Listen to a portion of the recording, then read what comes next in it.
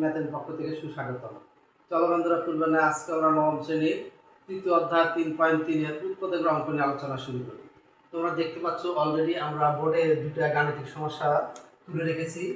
9 নং হলো x square plus 13x plus 36। শিক্ষার্থী বন্ধুরা, এটা আসলে উৎপাদকের অঙ্ক। এই উৎপাদক অঙ্ক পূর্বেই তোমাদের আমি বলেছিলাম যে তিনটা নিয়মে আমরা করতে পারি। একটা হলো মিডল টার্ম, একটা হলো সূত্রের সাহায্যে, আর একটা হলো ভাগশেষ প্রক্রিয়া। এখন আমরা যে গাণিতিক সমস্যা সমাধান করব এটা হলো মিডল টার্মের সাহায্যে। তো আমরা এই মিডল টার্মের সাহায্যে অঙ্কগুলো করার সময় আমরা কি করব, এই প্রথম পদের সাথে যদি কোনো সংখ্যা থাকে তাহলে এই লাস্ট পদের সাথে গুণন হবে। যেহেতু আমাদের এক্স স্কয়ারের সাথে পদের সংখ্যা আছে 1 আর হলো 36 গুণ করলে কত হয় 36। এখন এই 36 কে এমন ভাবে আমরা উৎপাদকে বিশ্লেষণ করব, যোগ করলে আমাদের 30x হয় আর গুণন করলে 36 হয়। তাহলে এখানে শিক্ষার্থী বন্ধুরা আমরা কিভাবে করতে পারি যে 36 আমরা এমন দুটো সংখ্যা এখানে ভেঙে নিব, যোগ করলে কত হওয়া লাগবে 13x হওয়া লাগবে, গুণ করলে 36 হওয়া হবে। তাহলে আমরা যদি উৎপাদক করি যে আমরা কিভাবে ভাঙতে পারি, x স্কয়ার প্লাস হলো আমরা লিখতে পারি হলো কি 9 4 কত হয় শিক্ষার্থী বন্ধুরা, 9 4 13 হয়, 4 9 36 যোগ করলে কত হয় 9x প্লাস 4x প্লাস হলো 36। শিক্ষার্থী বন্ধুরা এখানে আমরা কি কমন নিতে পারি x, তাহলে x প্লাস 9, আর এখানে আমরা এই দুটো কি কমন নিতে পারি, আমরা কমন নিতে পারি 4।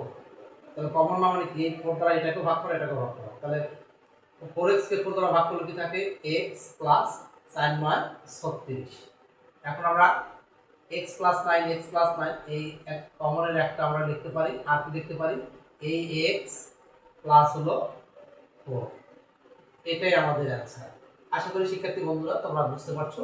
দেখো আমরা আরেকটা গাণিতিক সমস্যা লিখে রেখেছি, x to the power 4 plus x square minus 20।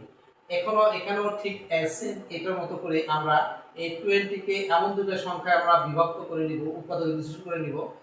আমাদের যোগ বিয়োগ করলে x স্কয়ার হওয়া লাগবে, গুণ করলে 20 হওয়া লাগবে। তাহলে দেখো আমরা যদি এই দুটো সংখ্যায় বিভক্ত করি যে x to the power 4 plus 5x square minus 4x minus 20। শিক্ষার্থী বন্ধুরা তোমরা খেয়াল করে দেখো আমরা যদি কি করেছি এখানে এই 20 কে 4 5 20, 5x স্কয়ার হতে 4x স্কয়ার বাদ দিলে কত থাকে x স্কয়ার থাকে। এখন এই দুটোর মধ্যে আমরা কি কমন নিতে পারি, x স্কয়ার কমন নিতে পারি। তাহলে এখানে থাকে x স্কয়ার প্লাস 5, এখানে আমরা 4 কমন নেই, তাহলে x স্কয়ার এই মাইনাস এর নিচে প্লাস 4 5 20, তাহলে 5। এখন শিক্ষার্থী বন্ধুরা আমরা এই x স্কয়ার প্লাস 5 কমন একটা লিখব, x স্কয়ার প্লাস 5, আর এখানে আমরা কি পাচ্ছি x স্কয়ার, এখানে পাচ্ছি মাইনাস 4। তো শিক্ষার্থী বন্ধুরা এখানে আমরা এই প্রথম পর্যায়ে এটাকে ভেঙে নেওয়া যায় না, কিন্তু এটাকে ভাঙা যায়।